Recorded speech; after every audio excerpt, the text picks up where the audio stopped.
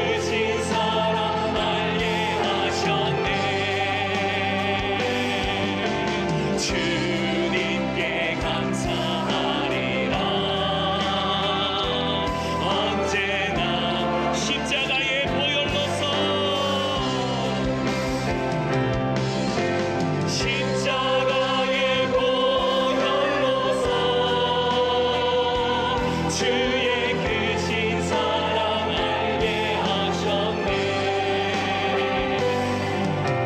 주님께 감사하리라.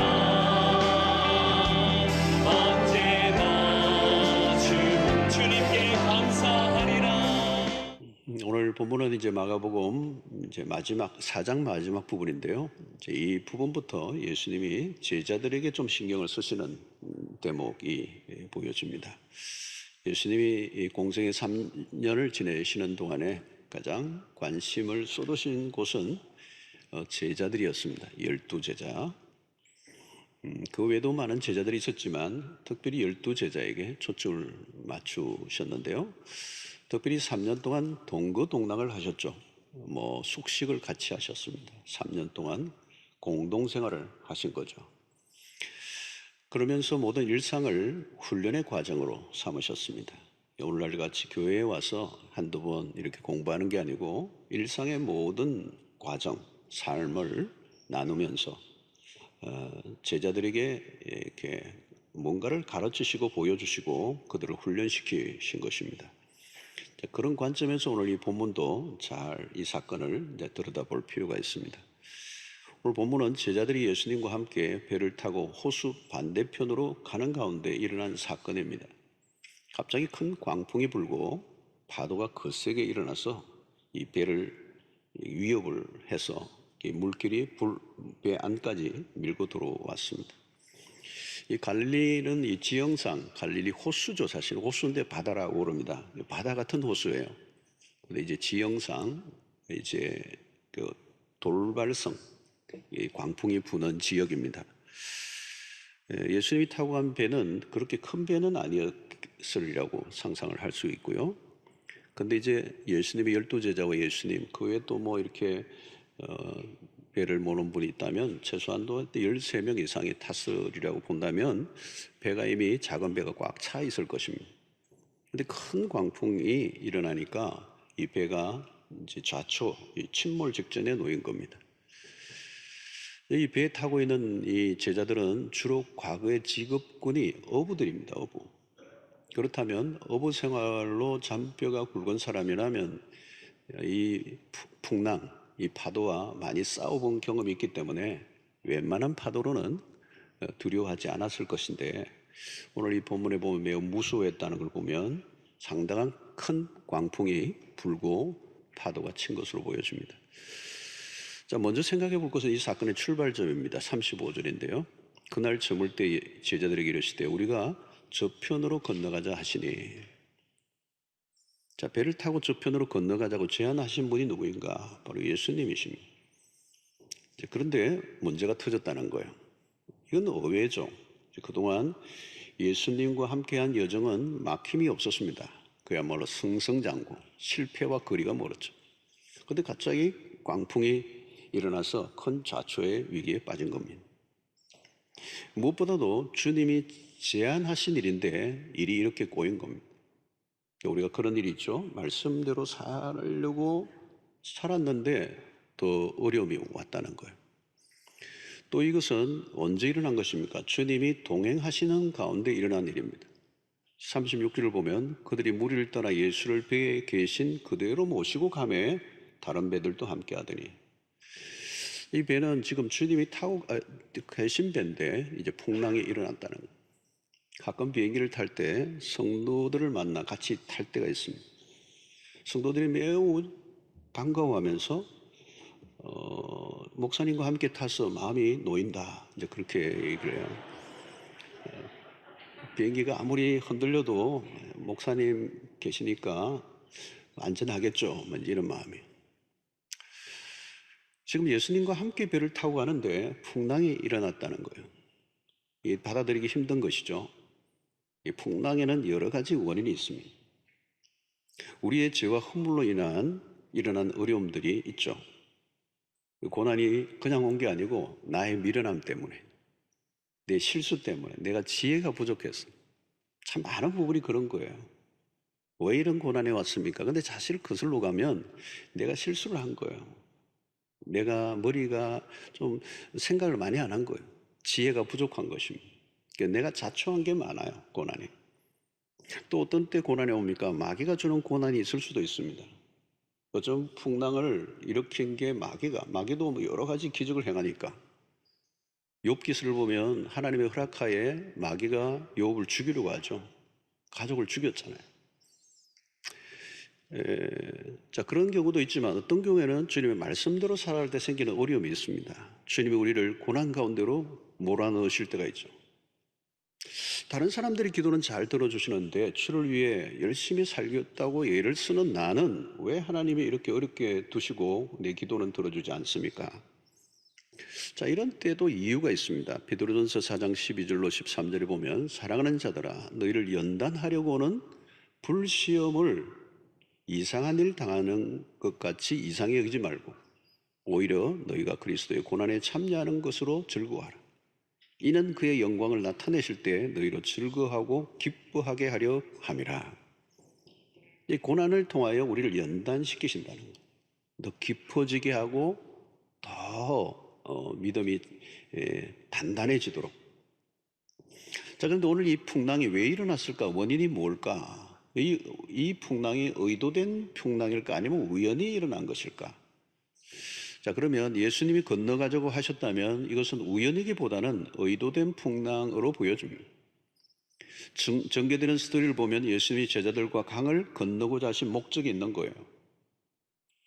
예수님이 이 사건을 통해 의도하신 게 분명히 있습니다. 제자들에게는 당황스러운 사건이에요. 조금 전만 해도 어떤 일들이 일어났습니까? 앞부분을 보면 예수님은 가는 곳곳마다 기적을 일으키시고 사람들이 구름대처럼 모였습니다. 예수님의 인기가 상승곡선을 그린 거죠. 자, 이때 예수님을 따라다니는 제자들에게는 어떤 일이 있습니까? 내가 모시고 있는 스승에게 이런 기적이 나타나고 사람들이 쫓아다니니까 흥분되지 않았겠습니까? 신이 나지 않았겠습니까? 내가 예수님을 따라 나서기로 한 게 참 잘한 것 같아. 예수님이 제자 된 게 너무 훌륭한 선택이었어. 아마 흥분이 가라앉지 않은 상태에서 이 배를 탔어요. 그리고 강 건너편으로 가면 틀림없이 또 다른 사람들이 소문을 듣고 막 몰려오고 환호를 할 거라는. 자, 그런 생각을 하고 배를 탔는데 갑자기 광풍이 일어나 죽기 직전까지 간 겁니다. 자, 이것은 은근히 예수님이 제자들에게 의도한 게 있어요. 그들에게 찬물을 끼얹는 일이 일어난 것입니다.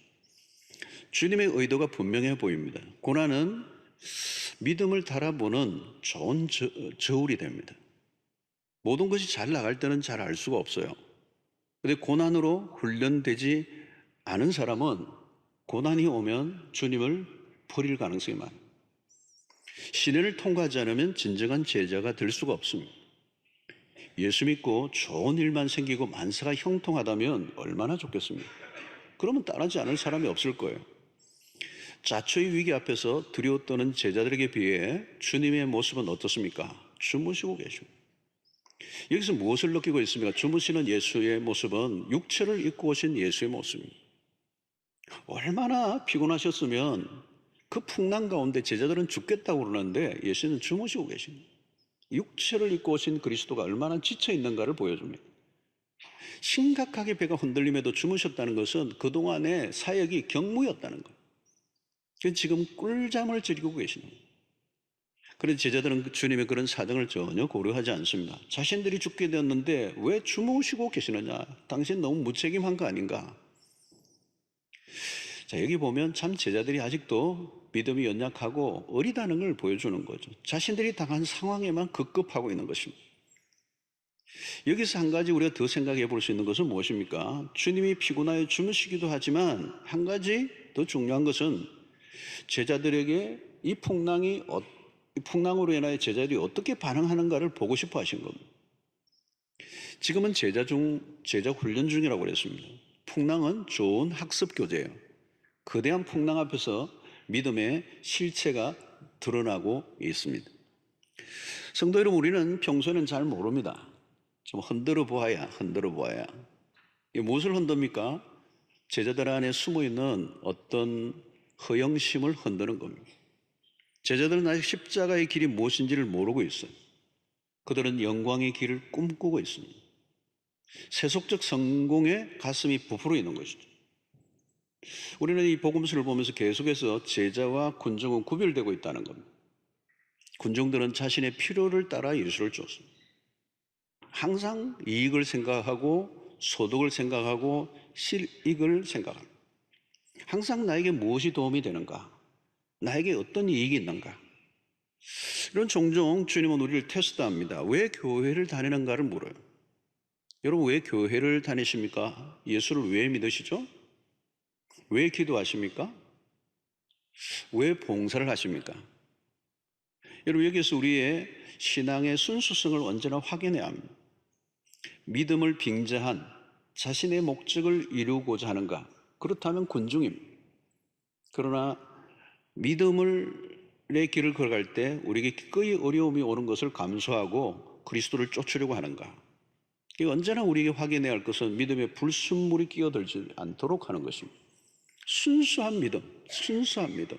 믿음이라고 해서 다 같은 믿음이 아니죠. 아주 순수한 믿음을 가지기를 원하시면. 자, 우리의 삶에는 예기치 않게 풍랑이 일어나죠. 그때 우리 안에 숨어 있는 것들이 드러난다는 거예요. 주님의 의도가 여기 있는 거예요. 믿음의 시험대에 올려놓은 것입니다. 풍랑을 통하여. 그래서 우리의 믿음이 진짜인가 가짜인가. 시련의 광풍이 아니면 믿음의 상태를 점검하기 어렵습니다. 주님은 종종 우리의 삶을 흔드십니다. 목적은 믿음의 대상이 무엇인지를 확인하기 위해서는 흔들리지 않는 것을 바라보라는 것입니다. 여러분, 세상의 모든 게 다 흔들리죠. 내가 믿고 의지하는 사람 다 흔들려요. 권력을 가지고 있으면 흔들리지 않습니까? 더 흔들립니다. 높은 곳에 올라갈수록 더 심하게 흔들리죠. 온 힘을 다해 붙들어 매고 흔들리지 않으려고 하지만 오히려 그럴수록 송두리째 뽑히게 됩니다. 여러분, 우리의 신앙훈련의 가장 중요한 레슨입니다. 주님은 제자들에게 가득 찬 허영심, 십자가와 반환한 길을 걸어가고자 하는 그 모든 속성을 다 제거하시고 그들 안에 있는 거품을 제거하고 애어를 제거하고 그리스도의 제자의 길을 걸어갈 수 있도록 풍랑을 통하여 그들을 한번 흔들어내시는 모습을 오늘 이 장면에서 우리가 보게 됩니다. 자, 그런데 이 제자들은 이 풍랑 앞에 믿음을 드러내는데 실패합니다. 제자훈련에 실패해요. 40절에 보면 이에 제자들에게 이르시되 어찌하여 이렇게 무서워하느냐? 너희가 어찌 믿음이 없느냐 하시니. 예수님은 제자들에게 굉장히 단호한 말씀이지만 그러나 부드러운 목소리로 지금 말씀을 하세요. 왜 무서워하느냐? 어찌 믿음이 없느냐? 여러분, 이 두 대목은 매우 중요해요. 두 가지는 연결되어 있습니다. 왜 무서워하느냐? 어찌 믿음이 없느냐? 같은 말이에요. 공식과도 같죠, 여러분. 믿음이 없으면 두려워 떨게 되어 있습니다. 무서워하는 이유는 뭘까요? 믿음이 없기 때문이에요. 오늘 사건의 핵심 부분이죠. 제자들은 시험에 낙제합니다. 낙제를 한 요인은 무엇입니까? 어디에서 문제가 일어났죠? 아주 여기 오늘 이 본문의 핵심적인 것은 제자들은 예수님과 함께 배를 타고 건너가고 있지만 한 공간에 있지만 그리고 그동안 예수님을 따르기도 했지만 예수가 누구인지를 몰랐기 때문입니다. 제자들은 파도보다 주무시는 예수를 주목해야 했습니다. 제자들은 예수님이 주무시는 모습을 불신앙의 눈으로 바라보았습니다. 어려움에 빠져있는 제자들은 돌보지 않고 있는 저 스승을 우리가 어떻게 따를 수 있을 것인가 이렇게 생각한 거예요. 근데 믿음의 눈으로 보았다면 다른 해석이 나왔을 것입니다. 이렇게 거대한 풍랑 속에서도 저렇게 평온하실 수 있는 분이라면 참으로 주님이시구나. 나도 두려워할 필요가 없겠구나. 주님이 타고 계시는데 이 배가 풍랑이 깔아앉겠느냐. 예수님이 어찌 익사하시겠느냐. 이런 생각을 하고 오히려 같이 우리도 자자 이래야 됐을 거예요. 여러분, 호수 저편으로 건너가자 하신 분이 누구입니까? 예수님이십니다. 지금 이 바다를 건너가자고 제안하신 분이 그리스도예요. 그러면 끝난 것입니다. 내가 내 스스로 나선 길이 아니라 주님이 가자고 해서 나선 길이라면 걱정할 거 없다는 거예요. 주님이 부르신 길을 걸어가면 그 다음은 모든 것이 주님의 영역입니다. 주님이 책임지실 것입니다. 주님은 우리를 부르실 뿐만 아니라 책임을 지시는 분이십니다. 그러니까 여러분, 우리가 소명의 자리에서 아주 중요한 것은 내가 하고 싶어서 하는 게 아니고, 내가 가고 싶어서 간 길이 아니고, 주님이 가라고 하신 길이냐는 거예요. 주님이 하라고 하신 일이냐는 거예요. 주님이 나를 부르셨느냐는 거예요. 그러면 그 다음은 하나님에게, 주님의 영역으로 넘어가는 것입니다. 그래서 오늘 본문에서 나타나는 모든 사건들은 일종의 세트장과 마찬가지예요. 이 세트를 통하여 뭘 하기를 원하십니까? 예수님이 누구이신가를 드러내고자 하시는 거예요. 그 셈 파도, 이것도 일종의 세팅에 불과해요. 세트에 불과라는 말이죠. 예수 그리스도가 누구인지를 드러내기 위해서. 그 제자들은 일어난 파도보다 그리스도에게 고정해야 이 문제로부터 빠져나오는 길이 열리는 것입니다. 자, 예수 그리스도는 그러면 누구입니까? 39절에 보니까 예수께서 깨어 바람을 꾸짖으시며 바다더러 이르시되 잠잠하라 고요하라 하시니 바람이 그치고 아주 잔잔하여 지더라 그랬어요. 놀라운 광경이죠. 창세기 1장의 천지 창조를 연상하게 하는, 모든 것이 하나님의 통치 아래 있다는 것. 예수님은 바람을 꾸짖으시고 바다를 향해 명령하셨어요. 한 말씀 하시니까 모든 상황이 뒤집어진 것이죠. 그는 누구이십니까? 그는 누구이세요? 오늘 41절에 보니까 그들이 심히 두려워하여 서로 말하되 그가 누구이기에 바람과 바다도 순종하는가 하였더라. 그가 누구이기에. 자, 제자들은 아직 예수님을 따르고 있지만 그가 누구인지를 모르는 것입니다. 그동안 제자들에게 보여주신 일이 얼마나 많습니까? 짧은 시간이지만 그 제자들인 눈앞에서 주님이 일으키시는 기적을 보았습니다. 하나님의 말씀을 들었어요. 그런데 그들은 무엇을 배웠죠? 그 주님으로부터 나온 능력이 어디로부터 나온 것인지, 누구이기에 그런 기적을 행하셨는지 제자들은 아직 눈이 열리지 않았습니다. 사랑하는 성도 여러분, 우리 신앙의 길에 매우 중요한 것은 영의 눈이 열리는 것입니다. 영의 눈이 열리면 무슨 일이 일어납니까? 하나님이 누구이신지를 알게 된다는 거예요. 여러분, 아무리 공부를 많이 해도 영의 눈이 열리지 않으면 소용이 없어요. 그리스도가 누구이신지 모르면 모든 것은 꽝이라는 거예요. 여러분, 제자들을 보면 꽤 오랜 시간이 걸립니다. 믿음이 자라가기에는. 왜? 예수님에 대한 오해가 계속돼요. 여러분, 예수님을 믿는다는 것은 그냥 교회를 몇 년 다녔느냐가 중요하지 않습니다. 예수 그리스도가 누구이신지를 알아가는 삶이에요. 성경의 대주제는 뭡니까? 창세기부터 요한계시록까지 성경은 끊임없이 그리스도가 누구이신가에 초점을 맞추고 있어요. 그래서 마가복음 우리가 처음 시작할 때 1장 1절부터 시작했습니다. 1장 1절을 가지고 제가 설교를 했는데요. 무엇이라고 말합니까? 하나님의 아들 예수 그리스도의 복음의 시작이라. 그러니까 마가복음의 1장 1절이 왜 중요한가 하면 마가복음이 얘기하려고 하는 핵심이 오늘 1절에 있는 거예요. 무엇입니까? 한 분에게 집중하고 있습니다. 한 분. 오늘도 마찬가지. 성경을 읽고 있는 독자들에게 성경이 우리에게 말씀하려고 하는 것은 그리스도가 누구이신가요? 우리를 어디로 인도하고자 하는가? 바로 예수 그리스도라는 거예요. 풍랑이는 사건을 통하여 예수님이 제자들에게 보여주시고 하신 것은 뭘까요? 예수 그리스도는 누구이신가라고.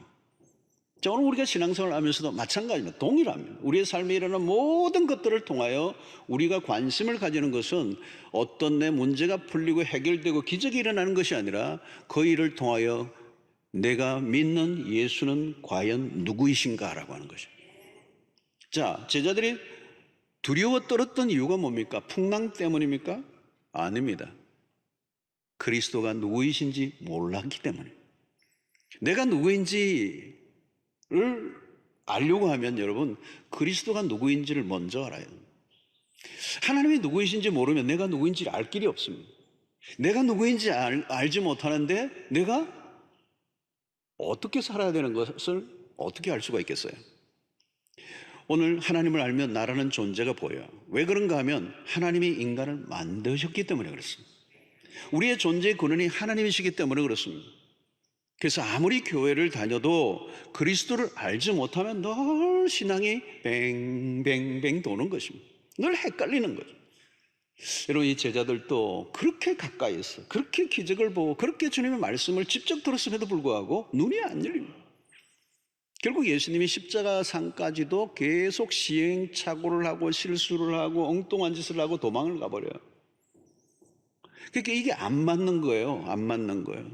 제자들의 눈이 언제 열렸습니까? 오순절에 마가의 다락방에 성령이 임하시자 베드로의 눈이 열리는 겁니다. 그리스도가 누구인지를 분명히 알게 되고 그리스도의 십자가의 의미를 정확하게 깨닫게 돼요. 그리고 사도행전 2장에 설교를 하죠. 십자가 중심의 설교를 합니다. 그리스도를 담대하게 전해요. 사람들이 위협을 하고 베드로에게 생명의 위협을 했지만 두려워하지 않습니다. 사도행전의 제자들은 담대해요. 죽는 걸 두려워하지 않아요. 그들은 그리스도를 보았기 때문에, 그리스도를 알았기 때문에, 그리스도가 누구인지를 확실하게 그들이 경험했기 때문에. 자, 오늘 여러분, 풍랑이 거세게 몰아치는 바다의 한가운데서 제자들에게 의도하신 레슨이 바로 이거 하는 거예요. 예수 그리스도는 누구이신가? 파도와 바람을 잠잠하시게 하는 분은 누구인가? 앞에서 병자를 고치시고 귀신을 쫓아내셨습니다. 그런데 여기에서 바람을 잠잠하게 하시는 것은 또 다른 차원의 기적이었어요. 그리스도는 만물을 지으신 창조자였습니다. 창조의 하나님이 바람과 파도를 잠잠하게 하시는 일은 아무것도 아닙니다. 그리스도를 알 때 그만큼 우리는 담대해지는 것입니다. 믿음이 생기는 것입니다. 자, 그러므로 여러분, 믿음이라고 하는 것은 우리의 쪽에서 결심이나 확신만으로 되는 것이 아니라 그리스도를 알아갈 때 저절로 아는 만큼 믿음이 생기는 거예요. 그래서 믿음의 근거는 믿음의 대상이 중요해요. 가끔 우리의 믿음들이 의심스러울 때가 있습니다. 어떤 사람들은 너무 믿음이 좋아 보이고 대단해 보이는데 어느 순간 별것 아닌 걸로 무너져 버려요. 여러분, 우리는 믿음과 인간적 열정을 구별해야 합니다. 믿음이란 철저히 나의 열심이 아니라 그리스도에게 근거해야 합니다. 두 주먹을 불끈 쥐고 결단한다고 되는 것이 아니라 내가 그리스도를 얼마나 알아가는 경험을 하느냐는 거예요. 여러분, 그리스도를 알아간다는 것은 시간이 걸리는 일입니다. 여러분, 부부가 함께 살아도 참 시간이 걸리죠? 어떤 분들은 어떤 부부를 보니까 평생 같이 살았는데 알다가도 모를 일이 여자더라 이러고, 남자들은 참 희한해 이러고 이해가 안 되는 그런 거죠. 이게 알아간다는 게 쉬운 게 아니에요. 같은 공간에 같이 산다고 아는 게 아니에요, 여러분.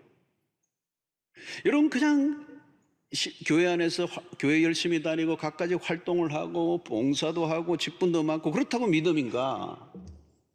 그런 거 한순간에 날아가요. 믿음의 초점이 중요한 것이죠. 그 믿음의 초점이라는 것은 교회 생활의 활동의 경력이 아니라 그리스도를 알아가는 레슨. 양육 과정을 뗐다고 되는 것도 아니고요. 선교지를 아무리 많이 왔다가 해도 마찬가지예요. 그것으로 믿음을 설명할 수 없어요. 그런 과정들을 통하여, 일련의 여러 가지 과정들을 통하여, 어떤 사건들을 통하여 내가 그리스도를 알아가는 경험을 했다면, 그리스도와의 관계 안에서 그것이 더 내가 그런 일들을 통하여 관계가 깊어졌다면 그게 이제 믿음이죠, 믿음. 사랑하는 성도 여러분, 우리의 신앙의 여정은 별일이 다 일어나요. 고비고비, 그리고 사건들, 수없는 위기들을 통과하게 됩니다. 그때 가장 중요한 레슨은 뭘까요? 이 일을 통하여 하나님이 어떤 분이신가요?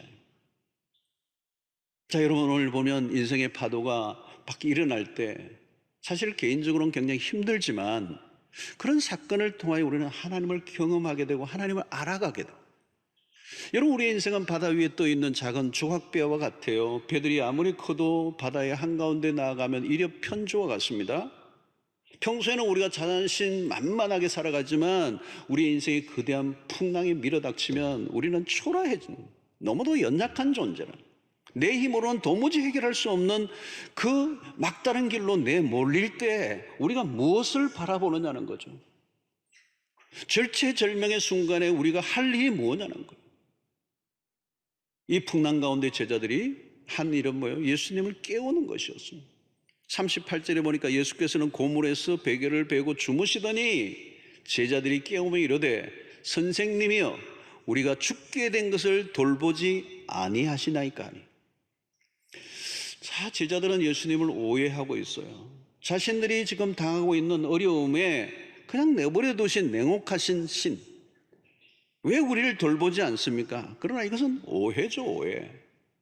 우리 주님은 제자들을 신실하게 돌보고 계시고요, 방관하지 않으시는 분이시고요, 그분은 선한 목자가 되시는 분이시고요.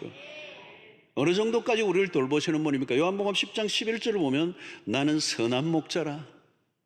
선한 목자는 양들을 위하여 목숨을 버리거니와.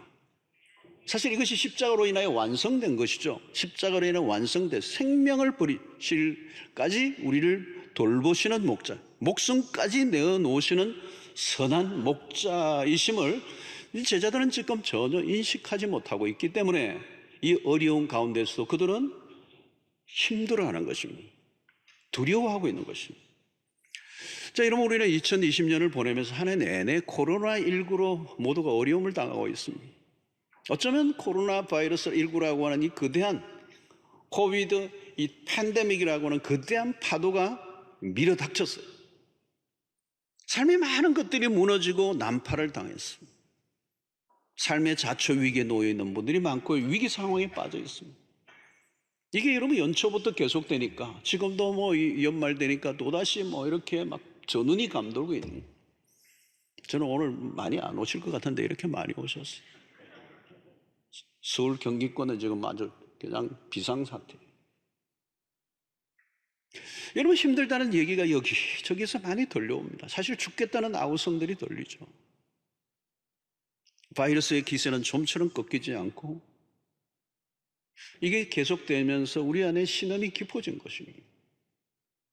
이 광풍을 우리는 어떻게 할 수 있을까? 이 광풍이 어디로부터 온 것입니까? 우리는 그 원인을 찾기보다는 일어난 이 광풍에 우리는 어떻게 반응해야 하는가? 여기서 우리는 우리의 시선이 중요한 것입니다.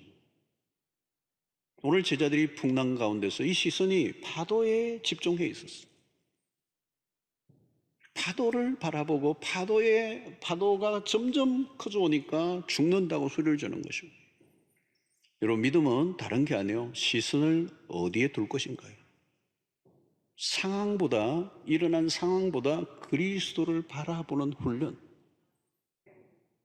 오늘 본문의 핵심에서 이 사건의 핵심은 기적은 아니에요. 기적이 아니에요. 파도를 잠재우고 위기를 벗어나게 한 상황이 주제가 아니에요. 파도는 여러분 한 번 또 잠재워줘도요, 또 파도가 오는 게 바닷가예요. 우리 인생의 파도가 한번 지나가면 그걸로 끝나는 게 또 다른 파도가 와요. 그러면 또 그냥 죽겠다고 소리를 질러야 하는 이 연속의 반복이 우리의 삶이 되어서는 안 돼요. 어떤 파도가 오더라도 그 말씀 한마디로 잠잠게 하신 그리스도가 우리의 주님이시라는 것. 예수 그리스도가 행하신 능력보다 능력을 행하신 그리스도를 바라보라는 것. 여러분, 기적은 다른 종교에서도 있어요. 절에서 100일 기도하고 애 낳은 사람도 있더라고. 우리의 관심은 기적이 아니에요. 하나님은 어떤 기적도 행하실 수 있는 분이에요. 그러나 기적보다 더 중요한 것은 기적을 행하시는 전능하신 하나님, 그분이 우리의 구원자이시고 그분이 우리의 목자이시고 우리를 돌보시기 위하여 생명까지 내어놓으시는 분이시고,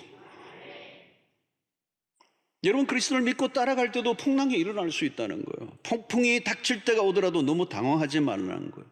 위기의 때가 하나님의 역사를 경험할 수 있는 좋은 때입니다. 우리가 확인할 것은 그리스도예요. 우리는 세상의 것들이 흔들릴 때 빨리 눈치를 채야 합니다. 그리스도를 더 굳게 붙들라는 신호라는 거예요. 여러분, 신앙의 길을 나섰다면 다른 것은 몰라도 예수를 더 깊이 알아가고 나와 동행하시는 분이 누구이신지를 모른다면 우리는 한순간에 혼란에 빠질 수밖에 없기 때문에 별일이 다 일어나도 우리의 시선을 오직 그리스도에게만 집중한다면 우리는 승리할 것입니다. 그래서 여러분, 예수님을 알아간다는 것은 무엇을 의미합니까? 알아갈수록 그분을 더 신뢰하게 된다는 것. 그래서 여러분, 여기서 믿음이라는 단어와 신뢰라는 단어를 조금 구분할 필요가 있어요. 믿음이 곧 신뢰죠. 그런데 믿음과 신뢰의 차이는 무엇입니까? 우리가 그 믿을 때 믿는다라고 하는 것을 구체화시킨 게 사실은 신뢰예요. 신뢰한다는 건 뭘까요? 모든 것을 내어 맡기는 겁니다. 어떻게 맡길 수가 있죠? 그분이 우리의 하나님이시고 주가 되시고 전능하신 분이시고 우리를 사랑하시는 분이시기 때문에, 그분은 모든 우리의 문제를 다 해결할 수 있는 전능하신 하나님이시기 때문에 여러분, 신뢰해야 돼요. 믿는다는 건 신뢰예요. 그 신뢰는 하루아침에 생기는 게 아니죠. 믿는다고 그러지만 신뢰를 못하는 경우가 있어요. 여러분, 부부가 함께 살아가는데 30년, 40년 살아왔는데도 서로 잘 몰라. 그러니까 신뢰가 안 돼. 그래서 주머니도 2개를 만들어. 따로따로. 이 돈을 그 인간이 알면 큰일 나. 신뢰할 수 없으니까 맡기지를 못하는 거죠. 철저히 경계를 하는 거죠. 선을 끊는 것이죠. 네 거, 네 거, 내 거, 내 거. 여러분, 신뢰가 깊으면 지금 어때요? 다 맡길 수가 있는 것입니다. 우리에게 무슨 일이 일어나도 그분을 신뢰하기 때문에, 그분은 신실하신 분이시기 때문에, 그분은 우리의 진정한 목자가 되시기 때문에 풍랑의 크기보다 그리스도에 대한 신뢰가 더 크면 되는 것입니다. 삶이 힘들어질 때 내가 무엇을 신뢰하는가를 보면 알 수 있어요. 신뢰하는 것을 바라보고 있거든요. 돈을 신뢰하면 돈을 바라봐요. 늘 돈을 바라봐요. 자기의 자식을 신뢰한다면 늘 그 자식만 바라보고 있는 거예요. 남편을 신뢰한다면 남편만 바라보고 있는 거예요. 여러분, 파도가 덮칠 것 같아 보여도 우리의 시선을 그리스도에게 고정하면 이깁니다.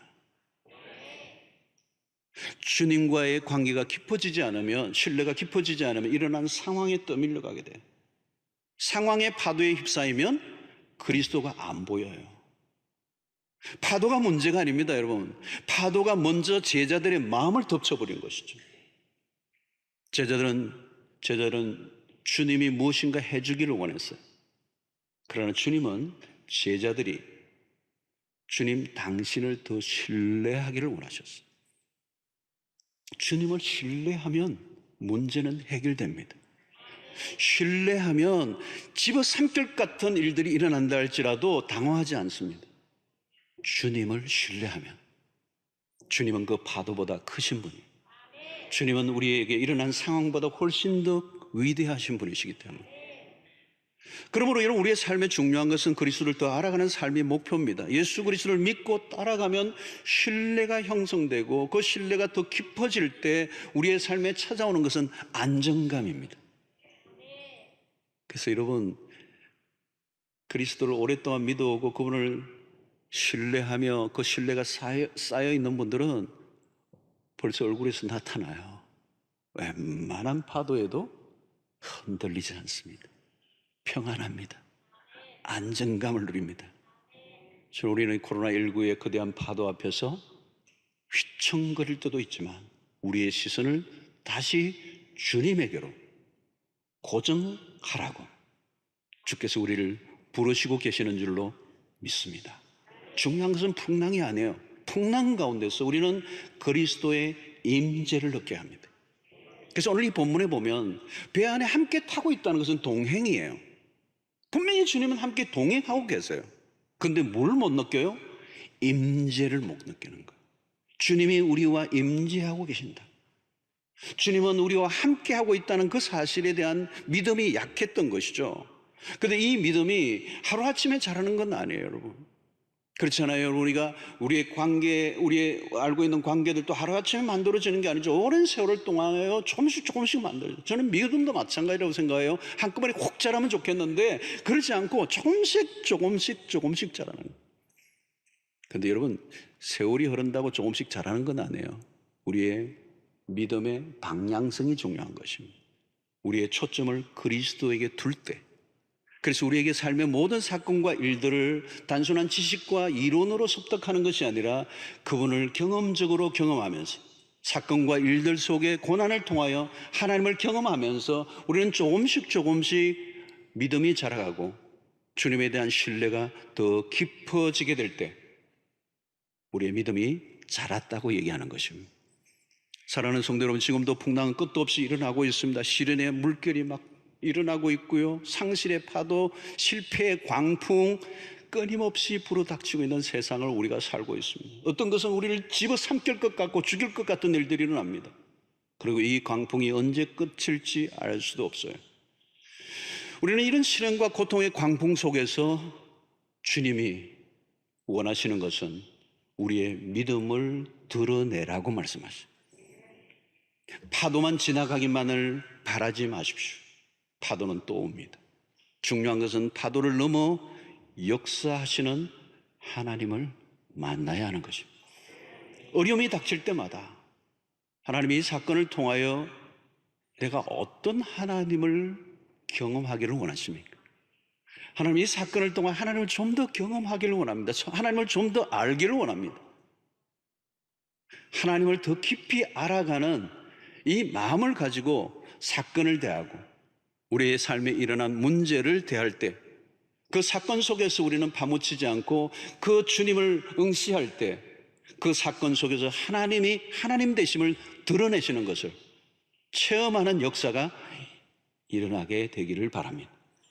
주님을 알아가면 알아갈수록 우리의 삶의 모든 것이 달라지는 역사가 일어나는 것입니다. 오늘 이 파도를 잠잠케 하신 이 사건을 통하여 주님이 제자들에게 원하셨던 레슨은 내가 누구인가를 너희들이 알기를 원한다. 나는 창조자다. 나는 구원자다. 나는 너희의 목자가 된다. 너희의 삶의 알파 오메가가 된다.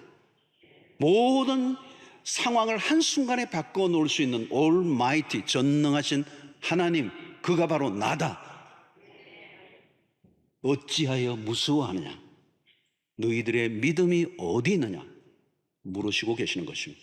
사랑하는 성도 여러분, 오늘도 우리의 인생에 참으로 어렵고 힘든 시간을 보내지만 이런 사건을 통하여 우리는 주님을 더 깊이 알고 그분에 대한 신뢰가 더 깊어지므로 요동치는 이 세상 가운데서도 흔들리지 않고 잠잠히 주님을 바라보고 믿음 안에 승리하는 여러분들 되시기를 주의 이름으로 축원합니다.